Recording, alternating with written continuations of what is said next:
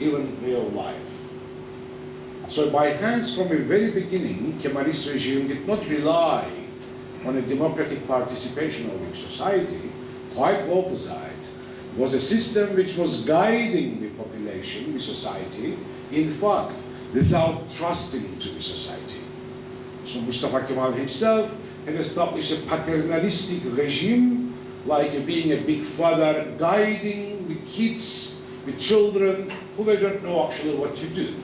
So the father guides the society. And this is there why the democracy in Turkey from the very beginning failed, because no one asked for the democracy, quite opposite. It was a paternalistic regime. And here if we think about Western liberal democracies, one thing we know is that you get rid of the monarch, you get rid of the big father, you do a social contract, and all the citizens are equal, and that's the Western democracy how it starts. In Turkey, although the system of Ottoman Empire, the Padishah and Sultan were excluded, but what came was a new paternalistic regime. It was not a regime based on the consensus of the citizens, it was not a contract with the citizens, but it was to guide the citizens in a new lifestyle and a new system of values. One has to look Western, European. But that was rather an emphasis on the infrastructure. Very much emphasis was given to the, actually to the image, rather to the essence of being Westernized in a way. Not being democratic, but one had to look like European. So you had all these paternalistic value systems imposed upon the society, which at the end of the day, in fact, has excluded the great majority of the people in Turkey, for example, the Muslims, Turks, which they have a traditional religious way of life. That's why, from the very beginning, Kemalist regime pointed the Muslim community as the others, as the threat to the regime. And that's why it not started to have a multi-party system allowing to the people to participate. From 1923 upon 1950, we had a one-party regime. Now, second inclusion or second feature of Kemalism was to have a Turkish nation state, a homogenized population. Everyone should be proud to say that it's a Turk. That's his slogan. But in what was Turkey decided, the territorial Turkey by Lausanne Agreement, the population was, of course, not only Turkish population. So we had a great population of Kurdish origin Turkish citizens, which they have been not allowed to live and act as a Kurds, but they were forced into a regime of assimilation, exclusion, deportation, and state engineering to assimilate this Kurdish population. So another feature of the Kemalist regime was excluding a great majority. Besides the Muslim Turks, because of their way of life, now we have the Kurds, which were excluded, in a way assimilated or tried to assimilate, with failure of course, and thanks God. The Kurds have been not assimilated, but that was the feature of the Kemalist regime. Now, the third aspect, I would say the minorities. Turkey officially recognized three minorities in the Lausanne Agreement: Greeks, Armenians, and Jews. But no one, of course, ever saw that the rights of the minorities were accommodated in Kemalist regime. Quite the opposite. Has been pressure, assimilation, denial of the rights all the way through.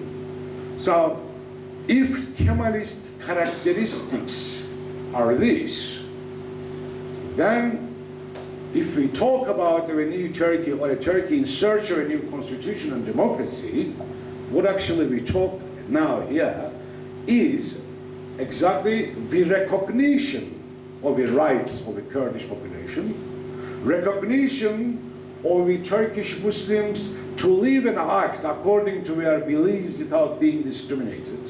For example, if you have a Ferece or Mandila, you should not be excluded from university like still they are, the girls and the other things. And of course, the big issue is to accommodate in recognizing the existence of Kurdish population as Kurds and allowing them their democratic citizenship rights.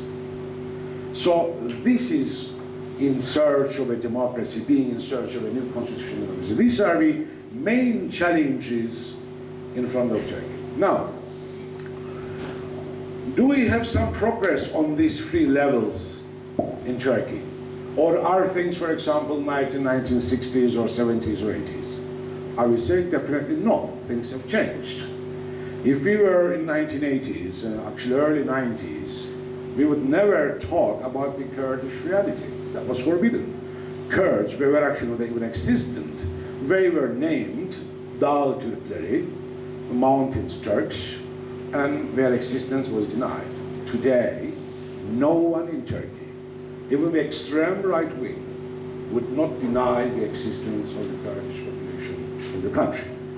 Now everyone talks about the Kurds, and if you open the Turkish TV, you will see all the discussions about Kurdish population, rights of the Kurds, etc., etc., etc.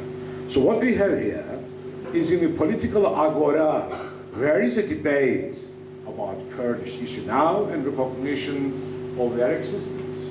But are their rights granted?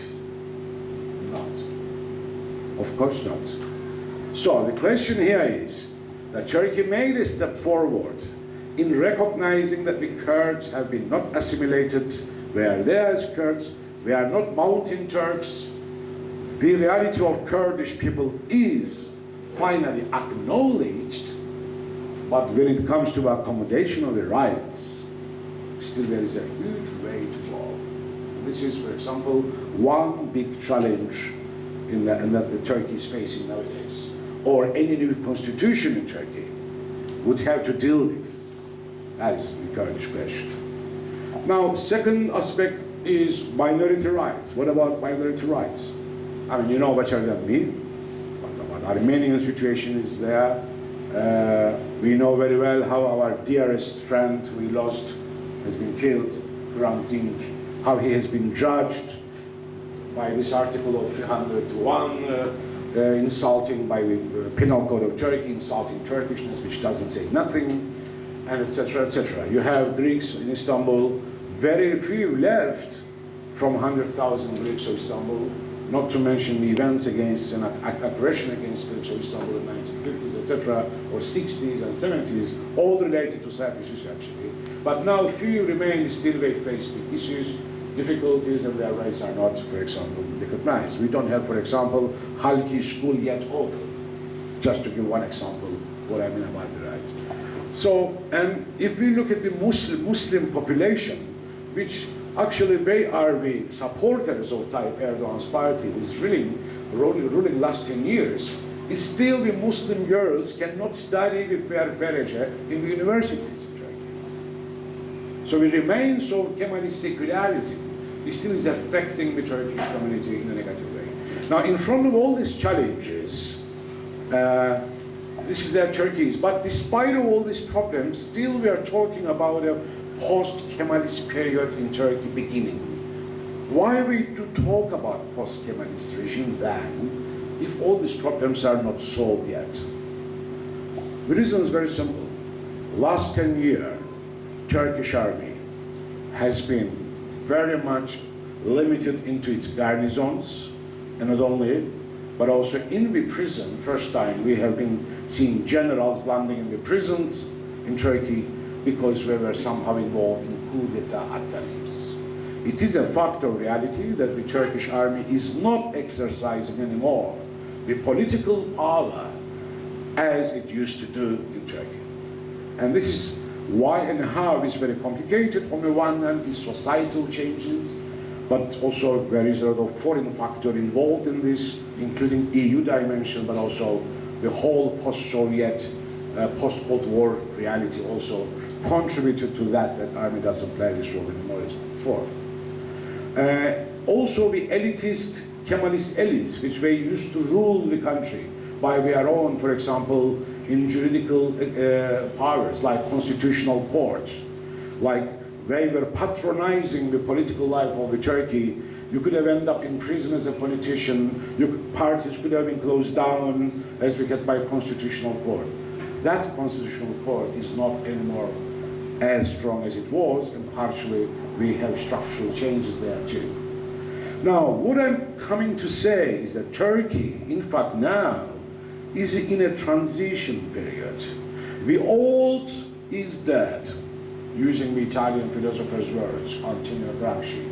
The old is dead, but the new is not there. And this is the Turkish reality. Turkey is in this transition period.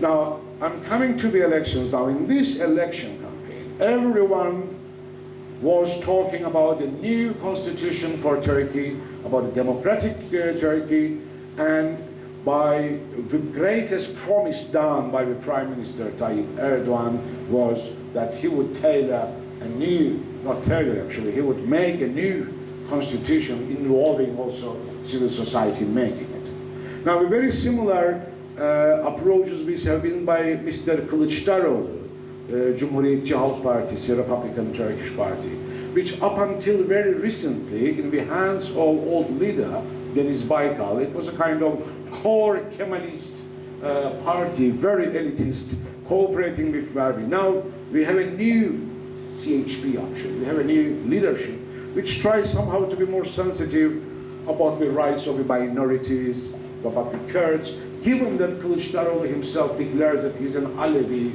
himself from a small village from Tunceli, etc., etc. Now, so two big parties actually are talking now that reform is needed, new constitution is needed, and above all, when we talk about new constitution, we talk about democratic rights of the citizens, and of course, the main issue remains the Kurdish question. Now, is Turkey going after election towards this direction? Are we going to see these mainly two big parties to cooperate to create a new Turkey, a democratic Turkey, or to try to consolidate Turkish democracy slowly? To this we have to add another, besides Erdogan's party, a victorious party in these last elections, which I would say is the Kurdish party. We had an increasement of the deputies from